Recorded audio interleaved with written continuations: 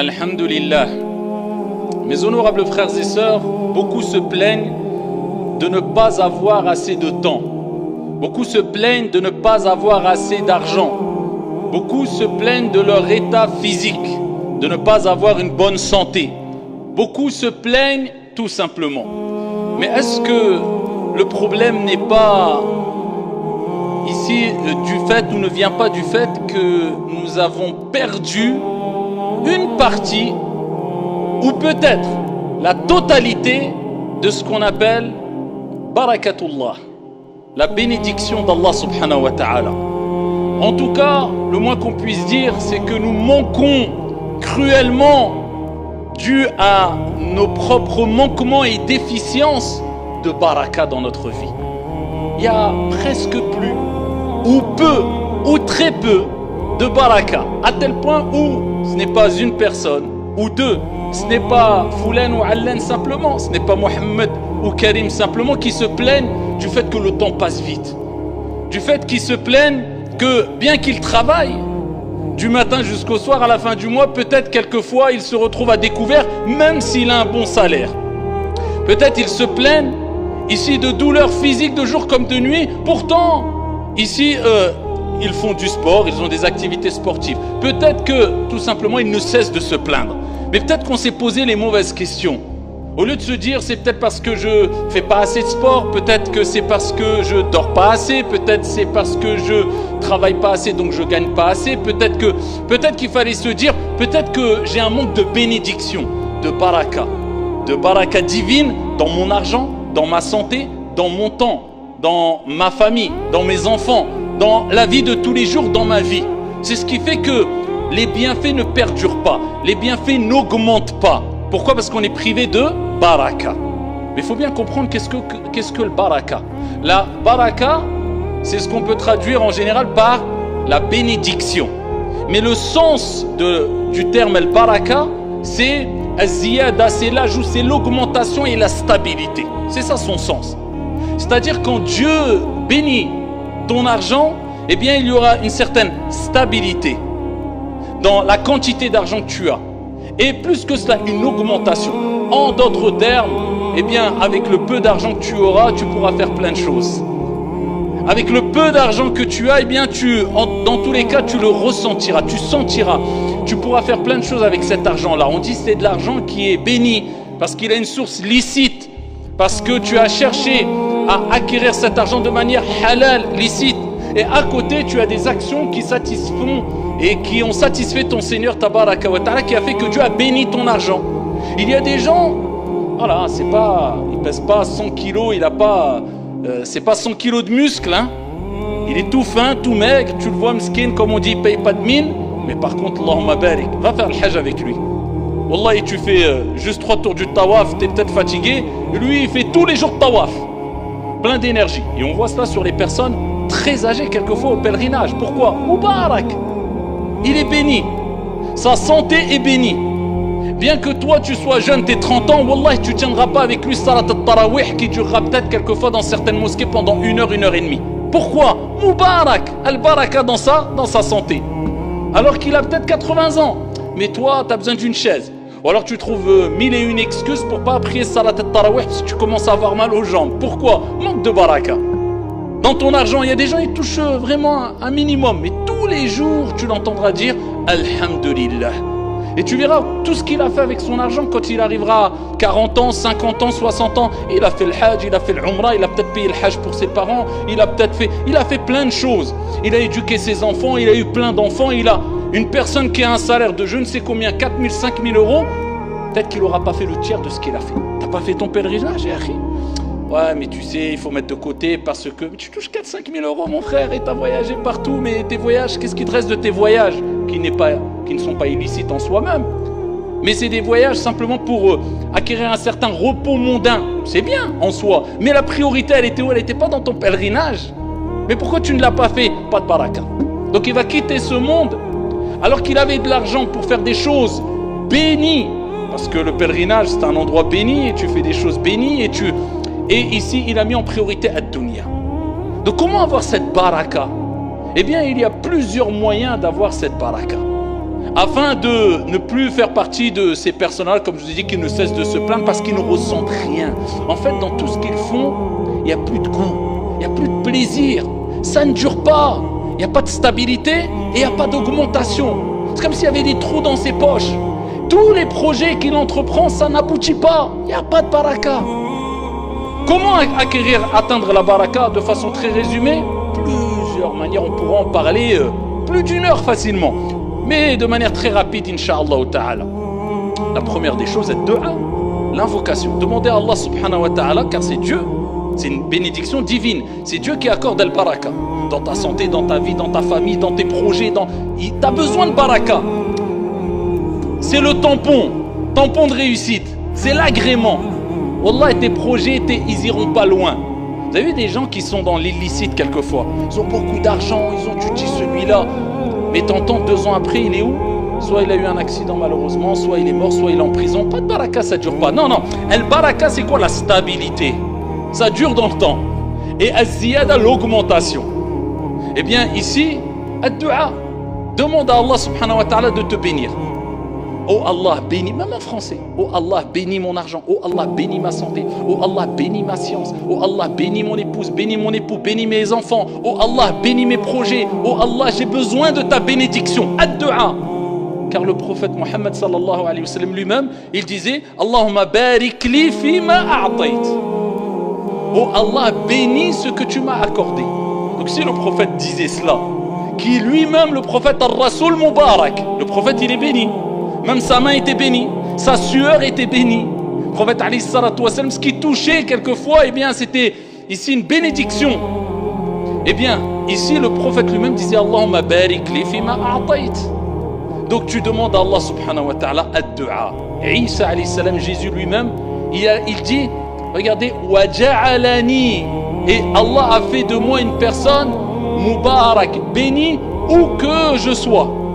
Donc demande à Allah Azza wa Jal de faire de toi une cause de bénédiction. C'est quoi une cause de bénédiction? Les gens bénis, ce sont des gens qui sont utiles. Où qu'ils aillent, subhanallah, il y a quelque chose. C'est pour ça qu'il faut fréquenter les gens bénis. C'est-à-dire les gens pieux, les gens qui aiment Dieu, les gens qui... C'est bien de les fréquenter beaucoup. Parce que quand tu es à côté d'une personne qui est bénie, qui a beaucoup de baraka, eh bien ça peut se répercuter sur toi la baraka. Comme quand tu fréquentes une personne mauvaise, quand il lui arrive un problème, eh bien, t'es mêlé dedans aussi. Donc regarde qui tu fréquentes. Eh bien, ici, demande à Allah subhanahu wa ta'ala, ici de te bénir, et de bénir tes actions, et de bénir toutes choses. Parmi les choses, le Coran, car Allah Azza wa Jalla a dit, Kitabun anzalnahu mubarak. C'est un livre qu'on a descendu qui est béni. Donc, ici, c'est une source de bénédiction, c'est-à-dire une source de bénédiction. Eh bien, en lisant le Coran, tu vas acquérir une bénédiction dans ta journée, dans tes activités. Donc, c'est pour ça que c'est bien de lire le Coran tous les jours, pour se rapprocher de Dieu et pour que ça soit une source de bénédiction. Des gens ne lisent jamais le Coran. Ensuite, ils se disent, j'ai pas de baraka dans ma vie. Tu lis le Coran? Non, kitabun anzalnahu mubarak. Tu t'es éloigné de le baraka. La lecture du Coran. Le matin, salat al-fajr. Si tu ne pries pas salat al-fajr à l'heure, si tu ne commences pas ta journée avec Bismillah, au nom d'Allah. Ici, c'est une image. As-salah. En mentionnant le nom d'Allah, comment veux-tu avoir la bénédiction d'Allah subhanahu wa ta'ala dans ta journée? Alors que le prophète alayhi salatu wa salam, regardez ce qu'il dit dans le Sahih. Allah subhanahu wa ta'ala, il a béni pour ma communauté. Le prophète alayhi salatu wa salam, il dit Allah a béni pour ma communauté le matin, la matinée. Pour ça, ce que tu fais le matin, tu ne le feras pas l'après-midi. Pourquoi? Le matin est béni. Et pour commencer ta journée et que ta journée soit bénie, commence par le nom d'Allah, à savoir As-Salah. As-Salatu khayrun minan nawm. La baraka est dans Salat al-Fajr. Tu commences ta journée. Avant d'entamer ta journée, tu fais quoi? Tu pries. Avant de manger, tu fais quoi? Tu dis Bismillah. Avant d'entreprendre une chose, eh bien, cette chose doit être précédée par le nom d'Allah. Par une ibada. Pour que ta journée, pour que ta nourriture, pour que ton projet soit béni.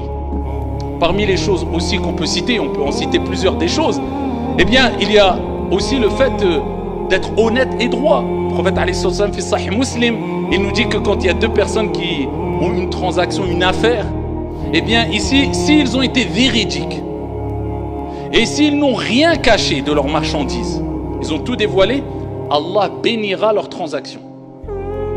L'affaire sera bénie. Par contre, s'ils ont menti et s'ils ont caché des choses, eh bien Allah ôtera la bénédiction de cette affaire-là. Vous voyez, la baraka elle est où? Dans l'honnêteté. La baraka elle est où? Loin de la tromperie. La baraka elle est où? Dans le fait de satisfaire Allah subhanahu wa ta'ala. Et t'as la baraka. C'est-à-dire que tu vas vivre heureux, serein, apaisé. L'argent halal, pas l'argent haram, rapporté par Al-Bukhari. Le prophète sallallahu alayhi wa sallam a dit: toute personne qui gagne de l'argent halal de manière licite, Allah va bénir son argent.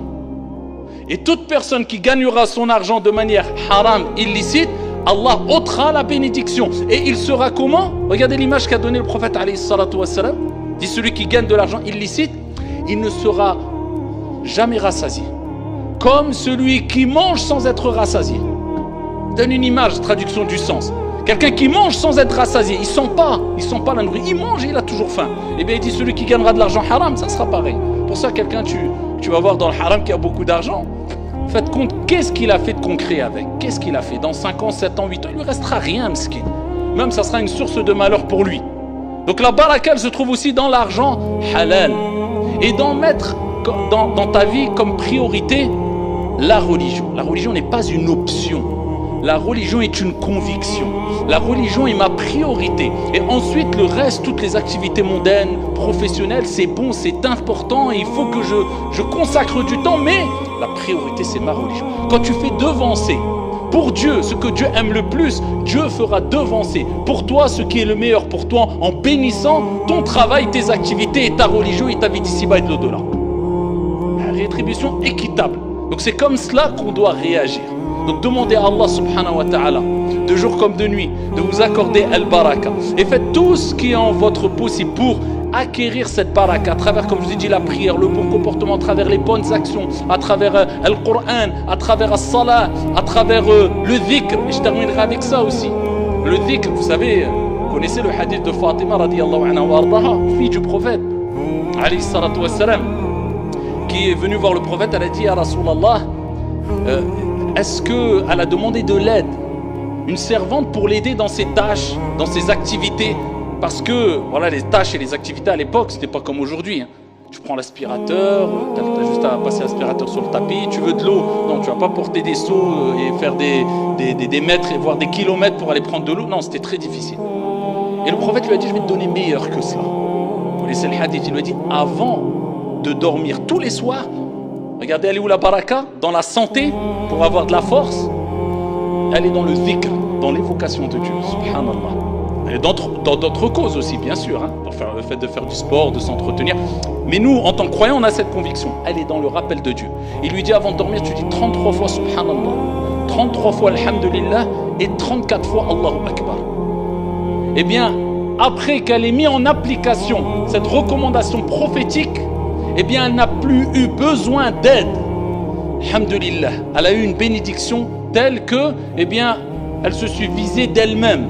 Elle n'avait plus besoin d'aide pour ses tâches ménagères et elle avait une facilité. Ça, c'est un conseil qu'on a à donner pour les hommes et pour les femmes, et particulièrement les femmes qui se plaignent quelquefois en disant: j'ai trop de tâches, de responsabilités à la maison, les enfants, etc.